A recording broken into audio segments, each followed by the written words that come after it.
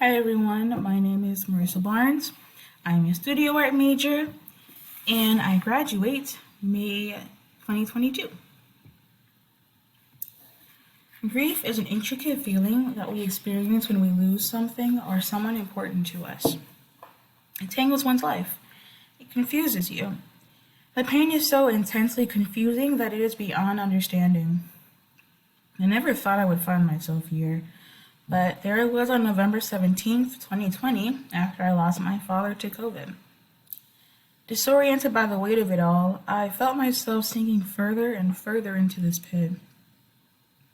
Every time I tried to climb out, there was a sudden weight tied to my legs. It was not until a year later, fall semester 2021, when I began finding my way back to myself, and as an artist. I started putting everything I felt into my work.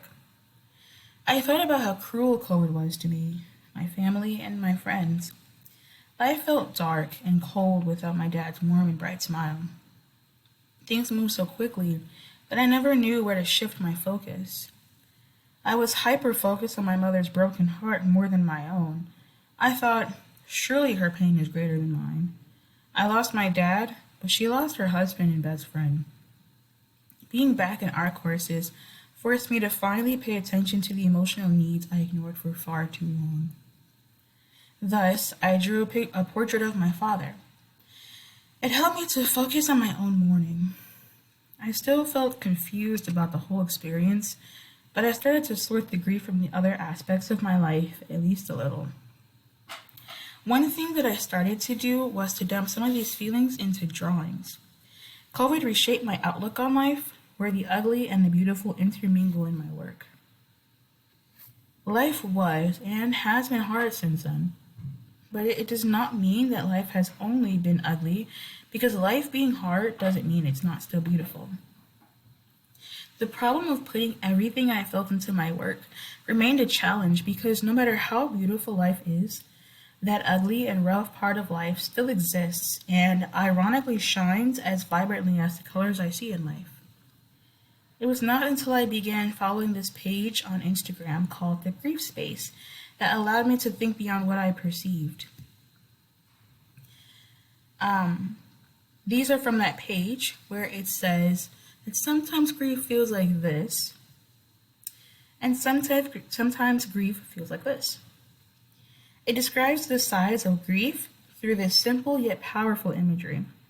Seeing this made me want to consider not just the weight and color, but also the size of it as well. I began visualizing the size of grief. Just before the end of fall semester 2021, a course in art and ecology made me focus on nature, ending with a focus on animals. I stumbled across the elephant. An elephant's weight, color, and size suddenly made sense to me in the context of my grieving. Elephants carry an insane amount of weight, and their bodies are made to endure it. Elephant babies stumble across uncoordinated. Grief makes you stumble. When grief first hits, we lack balance to stabilize ourselves. Only later, we learn to live with it, we gain control over our bodies, and gain a deeper understanding of the world. So, I make work that combines elephant and human features. Humans are not made to carry such weight that an elephant carries. And yet, when grief strikes, we are forced to adapt to the changes. Grief is always the elephant in the room. One artist that helped me understand grief was Catherine Kollwitz. Kollwitz was the wife of a physician in Germany between World War I and World War II. The German economy was suffering hyperinflation. People were on the streets, starving. Life was desperate. In this context, Kollwitz lost her own son. She focused on the experience of grief, depicting others' grief and those that lost their families through World War I. She also made self-portraits to pour herself into the work and not just focus on others. She created a space of vulnerability by adding herself to her work, while silently reaching out to those who have felt such loss. Seeing people and their experiences made me want to be more open with my own. So I reached out to other people and listened to their experiences. Like Colwitz, I wanted to make it my priority to help those with stunted voices to extend their voices over these pieces of work. I wanted the voices of those in mourning to feel heard. It is the raw vulnerability that makes people listen to one story, which leads me to this other artist, Edvard Munch. All of us are familiar with Edvard Munch's The Scream. Munch's work perfectly encapsulates the struggles of mental health through strong use of colors and body language to set the tone of his paintings.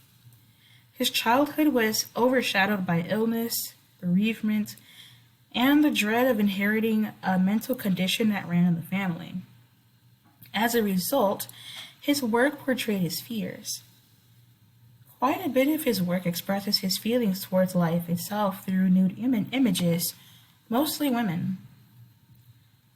Munch's work shows how emotional use of color can also talk about grief, just as well as a dark space can express death. Excuse me. With these two artists in mind, I decided to use charcoal to express the weight of grief with little color mixed in some of these images. The purpose in using color in only a few images is that the weight of grief is through the darkness of the background. But the random color that shows up is meant to show the different experiences and emotions tied to grief. We may not feel like ourselves, but these colors show that hope is still there.